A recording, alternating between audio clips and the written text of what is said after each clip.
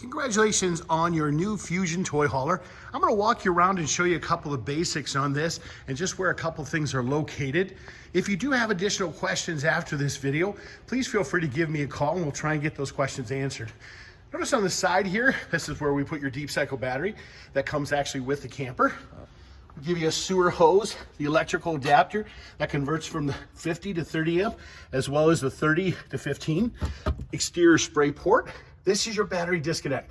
Very important to make sure that's turned on initially. If you don't turn that on, you're not gonna have power to a lot of the 12 volt systems, okay? Some additional lights in there, your in-command system. We're gonna walk inside, we're gonna show you what all that's about. Your generator is located in this very bottom compartment here. You got some storage right up here and two propane tanks located under here. Notice that selector valve. Whichever direction that selector valve is turning is the direction or the tank that it's going to draw from. So righty-tighty closes off the tank, lefty-loosey opens the tank. This is for your docking lights for the front to turn those on. We're going to show you how to operate your jacks here. Very, very simple. Simply hit the power button, that'll power it up. These arrow keys will control, as you can hear, the up and down of those. If you want to auto level, simply push the auto level button.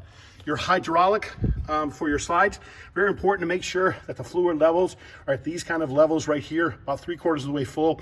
If that becomes too low, what will happen is your slides won't function properly.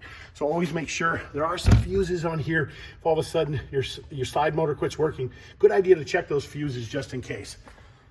This is your docking station. This right here, very important to get to know. It'll take you a little bit of time to get used to. The location of those valves, the positioning of those valves is what determines whether you're filling, you're dry camping, you're hooked up to city water, or you're winterizing the system. This is your winterization. This simply draws antifreeze into the system for you. This is your city water connection that allows water into the system, into the tanks, and this is your tank flush below here. Gray and black valves, that's simply for waste, to get rid of the debris. This is your 25-foot 50 amp power cord that actually comes with the camper. Exterior spray hose, which hooks into this hot and cold faucet up there, so in case you want to rinse anything out. You do have an on-demand hot water heater. That is controlled from the inside of the camper. We're going to show you where that is. This exhaust pipe can get hot. It is for your generator. And same thing with the furnace exhaust and the hot water heater. So keep the little ones away from that, please. Your discharge, you'll notice, goes all the way back to here. This is just the exhaust for the back of your gas electric refrigerator. We're going to show you how to operate that shortly here. This is where you hook up your discharge hose to. Don't forget there's an additional valve there. Your power is going to be hooked up just like this with that 25-foot cord. Your dispensing nozzles are behind here for your fueling, and that's actually where you turn on the pump. Notice you have dual tanks in this one. Your rear ladder, to pull that down, you simply pull these pins, swing that forward. This is a lockable rear compartment, lockable rear ramp door. That lock is located here. You do need the keys to be able to unlock that, to fold that down. When the cables are attached, it'll fold down in the horizontal position. That is where your steps are stored away. Good idea to check your lug nuts after the first 250 miles. Sometimes those can become loose and you want to make sure that you don't lose a tire. So good idea to check those after the first 250 miles. Let's walk inside here. We'll show you where some other things are located. One of the first things we'll notice as we walk in here is the fuse and breaker box. Simply just push that to open that. 110 is your breakers at the bottom. Your fuses are at the top. So you do want to check that. Green light indicates everything seems to be working, no issues. Everything is labeled there for you too. These are motion sensor lights, so when you do walk in the door, they will automatically activate for you. Your keypad, to turn that on, simply touch it, enter in 0000, and that'll activate the various components. Then all you have to simply do, just like with your slides, simply tap on that, push out, and the slides will go out. If you want to get back to the main keypad, kick it back. But this shows you the operation, the functions of everything from your interior lights to your tank heaters, to start your generator, all things of that nature. So this is where everything is controlled from. That is your main in-command center. Let's walk you up front here. It's your front bedroom. Beautiful bedroom, incredible storage. crank handles underneath there. Your TV is right there. Smoke detector. Ground fault plug, which is located on that wall. If your 110 outlets are ever not working, you can push that to simply reset that. So you always want to double check that before you assume that there's something wrong with your outlet. Let's walk you back here. Bar stool from underneath there. That is your carbon monoxide detector located there. Keys are around your kitchen faucet.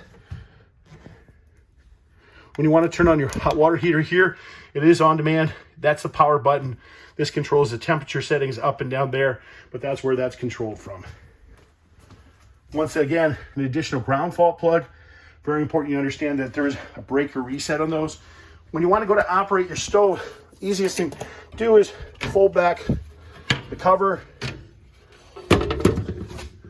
Then what you do, you'll turn that to red.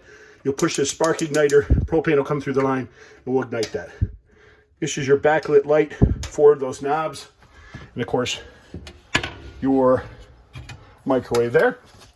The refrigerator, I absolutely love it. It is an 18 cubic foot gas electric. Really simple operation. If you're plugged in, it's going to go to the most convenient power source.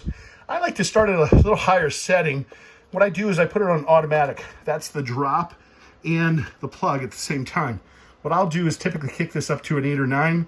I'll put it on automatic setting. It's going to go to the most convenient power source when you're plugged in.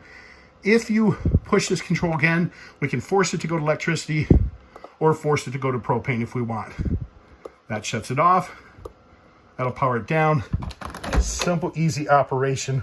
Wonderful refrigerators. Your remotes are typically in your kitchen drawer for your TV. Your fireplace, again, real simple operation on your fireplace. Your controls for those are located right down here. You can change the coloring of your fireplace, change the temperature setting, and that shuts it off.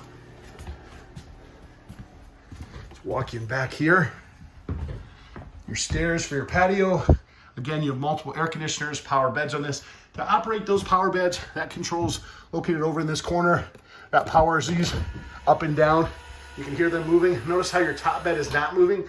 What's very important to note is you have pins in all 4 corners here. If you do not pull those pins, that top bunk will not come down. These beds are designed to fold against the wall, or you can put them in a horizontal position to make a bed. You do have your 3 seasons doors back here. What's important to note about your 3 seasons doors is you want to leave them open or the glass down when you're closing up the ramp, because the air pressure will pop those panels out if you don't do that. 3,000 pound capacity for back here. Your TV. You've got a wonderful additional bathroom in this model and a large unobstructed garage. Wonderful features of lights, heat massage on your recliners. Your controls are in the side. You'll notice they're a simple pull cable. The switch is on the wall. If you don't have a switch on the wall for some lights, all that simply means is there's typically a button located in the center of the lights that will turn the lights on and off. So you guys, that's some of the basics on your new RV. We do appreciate your business. This is John from Lakeshore RV Center. If you do have additional questions, please don't hesitate to give us a call. You can reach me on my personal cell phone number at 231-740-6225. Thank you and have a great day.